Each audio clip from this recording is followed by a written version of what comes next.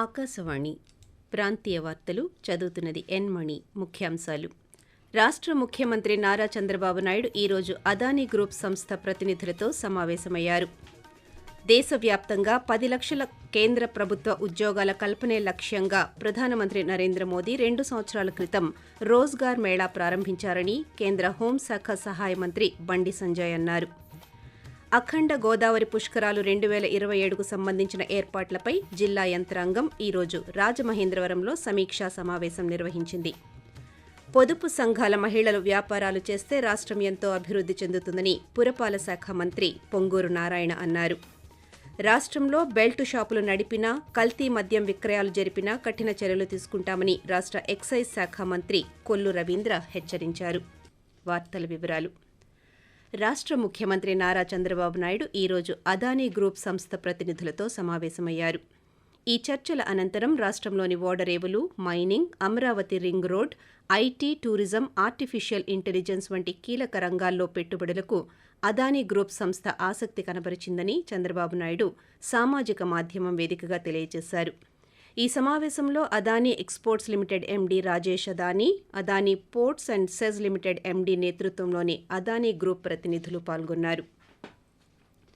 దేశవ్యాప్తంగా 10 లక్షల కేంద్ర ప్రభుత్వ ఉద్యోగాల కల్పనే లక్ష్యంగా ప్రధానమంత్రి నరేంద్ర మోదీ 2 సంవత్సరాల క్రితం రోజ్గార్ మేళా ప్రారంభించారని కేంద్ర హోంశాఖ సహాయ మంత్రి బండి సంజయ్ అన్నారు. ఈ రోజు విశాఖపట్నంలోని ఉడా చిల్డ్రన్ ఎరీనాలో జరిగిన రోజ్గార్ మేళాలో స్థానిక పార్లమెంటు సభ్యులు శ్రీభరత్తో కలిసి ఆయన పాల్గొన్నారు. ఉత్తరాంధ్ర పరిధిలో వివిధ కేంద్ర ప్రభుత్వ శాఖల్లో ఎంపికైన 110 మందికి నియామక పత్రాలను మంత్రి అందజేశారు. మరిన్ని వివరాలను మా ఆకాశవాణి విశాఖపట్నం ప్రతినిధి విఎస్ఎన్ మూర్తి అందిస్తారు. ఉత్తరాంధ్ర పరిధిలో వివిధ కేంద్ర ప్రభుత్వ శాఖల్లో ఎంపికైన 110 మందికి నియామక పత్రాలను కేంద్ర హోంశాఖ సహాయ మంత్రి బండి సంజయ్ ఈరోజు అందజేశారు. ఈ సందర్భంగా ఆయన మాట్లాడుతూ దేశవ్యాప్తంగా 10 లక్షల ప్రభుత్వ ఉద్యోగాలు ఇవ్వాలన్నది ప్రధానమంత్రి నరేంద్ర మోడీ లక్ష్యమని, ఇప్పటివరకు 8 లక్షల మందికి ఉద్యోగాలు ఇచ్చామన్నారు. ఈ ఒక్కరోజు దేశవ్యాప్తంగా 51,000 మందికి నియామక పత్రాలు ఇస్తున్నట్లు తెలిపారు. ఉద్యోగాలు పొందిన వారు దేశానికి తోడ్పడే రీతిలో విధులు నిర్వర్తించాలని పిలుపునిచ్చారు. మరోవైపు ప్రైవేట్ సంస్థల్లో 20 లక్షల నుంచి 40 లక్షల వరకు ఉద్యోగావకాశాలు లభిస్తున్నాయంటే ఎన్డీఏ ప్రభుత్వ విధానాలే కారణమన్నారు.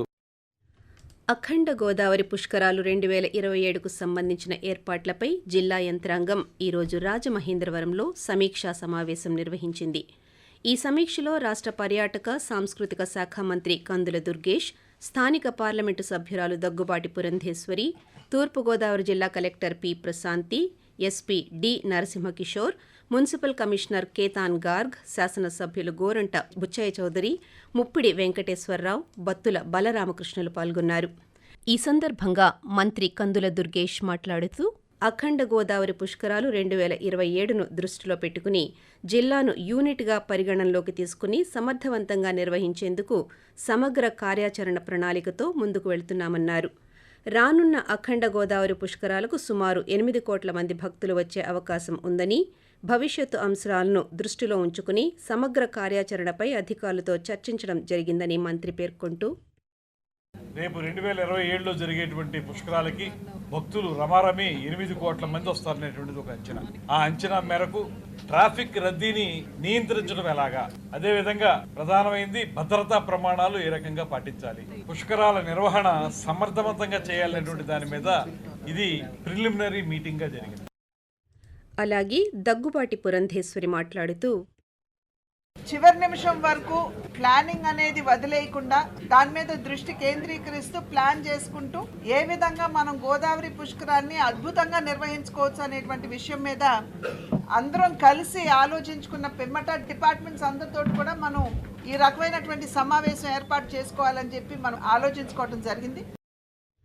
పొదుపు సంఘాల మహిళలు వ్యాపారాలు చేస్తే రాష్ట్రం ఎంతో అభివృద్ధి చెందుతుందని పురపాలక శాఖ మంత్రి పొంగూరు నారాయణ అన్నారు. విజయవాడ తుమ్మలపల్లి కళాక్షేత్రంలో ఏపీ మెప్మా ఆధ్వర్యంలో పీఎం స్వనిధి ప్రైజ్ అవార్డుల కార్యక్రమానికి మంత్రి నారాయణ ముఖ్య అతిథిగా పాల్గొన్నారు. పీఎం స్వనిధి పథకం సమర్థవంతంగా అమలు చేసిన మున్సిపాలిటీలు, బ్యాంకులకు జాతీయ, రాష్ట్ర స్థాయి అవార్డులను ఈ సందర్భంగా ప్రదానం చేశారు. అనంతరం మంత్రి మాట్లాడుతూ పేదలను ఆర్థికంగా పైకి తీసుకురావడానికి పీఎం స్వనిధి పథకం ఎంతో ఉపయోగపడుతుందన్నారు. పీఎం స్వనిధి పథకం కింద 5,48,957 దరఖాస్తులు వస్తే 5,02,894 మంది పేదలకు రుణాలిచ్చామన్నారు. పీఎం స్వనిధి అమలులో జాతీయ, రాష్ట్ర స్థాయిలో ఉత్తమ పనితీరు కనపరిచిన అధికారులు, బ్యాంకర్లకు అభినందనలు తెలిపారు. ఆకాశవాణి ప్రాంతీయ వార్తలు వింటున్నారు. రాష్ట్రంలో బెల్ట్ షాపులు నడిపినా, కల్తీ మద్యం విక్రయాలు జరిపినా కఠిన చర్యలు తీసుకుంటామని రాష్ట్ర ఎక్సైజ్ శాఖ మంత్రి కొల్లు రవీంద్ర హెచ్చరించారు. విశాఖ జిల్లా పరిషత్ కార్యాలయంలో ఉత్తరాంధ్ర పరిధిలోని 6 జిల్లాల ఎక్సైజ్ శాఖ అధికారులతో మంత్రి కొల్లు రవీంద్ర ఈరోజు సమీక్ష నిర్వహించారు. ఈ సందర్భంగా మంత్రి మాట్లాడుతూ అధికారంలోకి వచ్చిన 2 నెలల్లోనే ఎక్సైజ్ శాఖను పునరుద్ధరించడం జరిగిందన్నారు. గతంలో మద్యం నాణ్యతను కనీసం పరీక్షించే వ్యవస్థ లేదని, కానీ ఎన్డీఏ కూటమి ప్రభుత్వం వచ్చాక 9 దశల్లో పరీక్షించిన తరువాత నాణ్యమైన మద్యాన్ని అందించే చర్యలు తీసుకుంటున్నామన్నారు. ప్రకాశం శ్రీ పొట్టి శ్రీరాములు, నెల్లూరు, వైఎస్సార్ జిల్లాలకు సాగునీటితో పాటు తాగునీటిని అందించే వెలిగొండ ప్రాజెక్టును రాష్ట్ర మంత్రులు నిమ్మల రామానాయుడు, డోలా శ్రీబాల వీరాంజనేయస్వామి, గొట్టిపాటి రవికుమార్లు ఈరోజు సందర్శించారు. దీనిపై మరిన్ని వివరాలను మా ఆకాశవాణి ప్రకాశం జిల్లా ప్రతినిధి ఎంవీఎస్ ప్రసాద్ అందిస్తారు.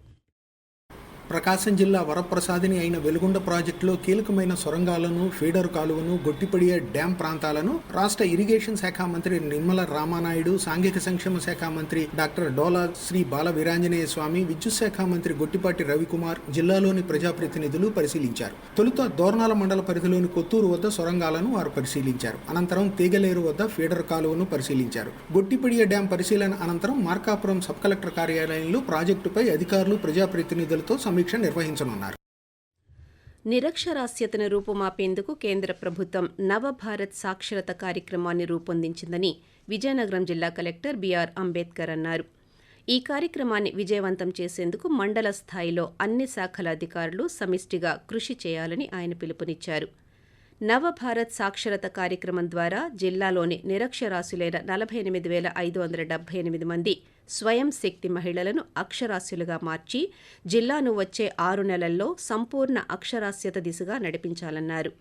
నవభారత్ సాక్షరత కార్యక్రమంపై వయోజన విద్యాశాఖ రూపొందించిన గోడ పత్రికలను, శిక్షణకు ఉద్దేశించిన పుస్తకాలను కలెక్టర్ ఈరోజు ఆయన ఛాంబర్లో ఆవిష్కరించారు. ప్రభుత్వ రంగ సంస్థలు, వివిధ విభాగాలు, మీడియా యూనిట్ల మధ్య పరస్పర సమన్వయం, సహకారాన్ని పెంపొందించడానికి inter media publicity coordination committee సమావేశాన్ని ప్రెస్ ఇన్ఫర్మేషన్ బ్యూరో, ఆంధ్రప్రదేశ్ ప్రాంతీయ అదనపు డైరెక్టర్ జనరల్ రాజేంద్ర చౌదరి అధ్యక్షతన ఈరోజు విశాఖపట్నంలో నిర్వహించారు. పశ్చిమ గోదావరి జిల్లా అభివృద్ధిలో నైపుణ్య గణన గణాంకాలు ప్రముఖ పాత్ర పోషిస్తాయని కలెక్టర్ చదలవాడ నాగరాణి అన్నారు. ఈరోజు భీమవరంలో ఏపీ నైపుణ్యాభివృద్ధి సంస్థ ఆధ్వర్యంలో నైపుణ్య గణన 2024 జిల్లా స్థాయి శిక్షణ కార్యక్రమాన్ని కలెక్టర్ ప్రారంభించారు. ఈ సందర్భంగా మాట్లాడుతూ ప్రపంచ దేశాల్లోనే యువత ఎక్కువగా ఉన్న దేశం భారతదేశమని, వీరందరికీ ఉద్యోగ, ఉపాధి అవకాశాలు కల్పించకపోతే సమస్యగా మారే అవకాశం ఉందని అన్నారు. ఉపాధి అవకాశాలు కల్పించడం ద్వారా దేశం యొక్క తలసరి ఆదాయం పెరగడంతో పాటు దేశం ఆర్థికంగా బలోపేతం అవుతుందని అన్నారు.